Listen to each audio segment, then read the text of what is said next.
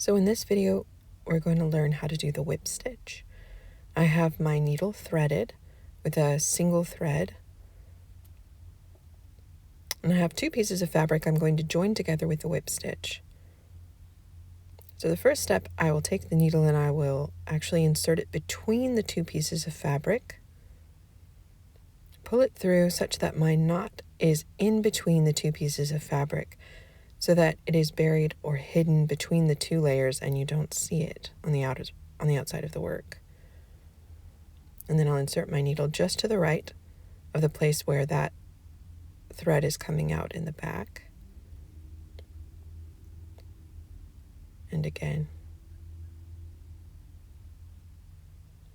And with the whip stitch, the thing that you're trying to do is you're trying to create an even distance between where you insert the needle and an even depth. So you insert your needle the same distance away from the edge of the fabric each time. And that's really the skill of the whip stitch, is to make it consistent. You can make longer or shorter distances between the stitches. You can make them deeper or not as deep in the fabric for different purposes, but the really important thing with the whip stitch is to make them consistent.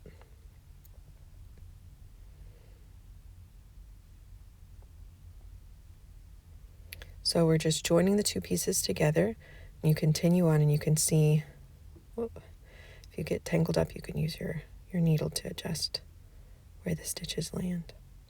And that's how you do it.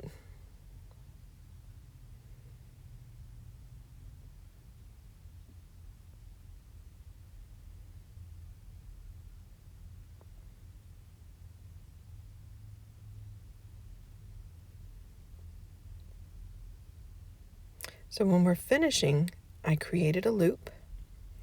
I'm going to pass my needle through it once, then through it a second time to create an ending knot. And to make it particularly sturdy, I'm going to pass it right through into the same stitch again. Make a loop, push my needle through it once, twice, pull it tight.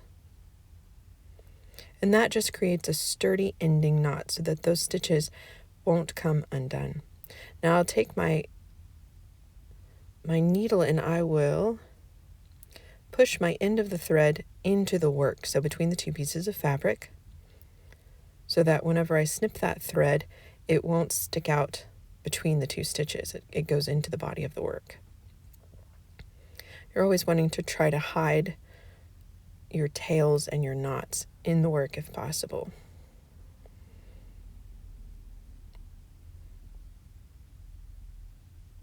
And you have a sturdy knot.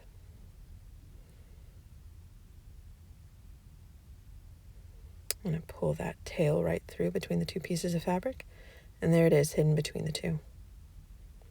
And that's how you do the whip stitch.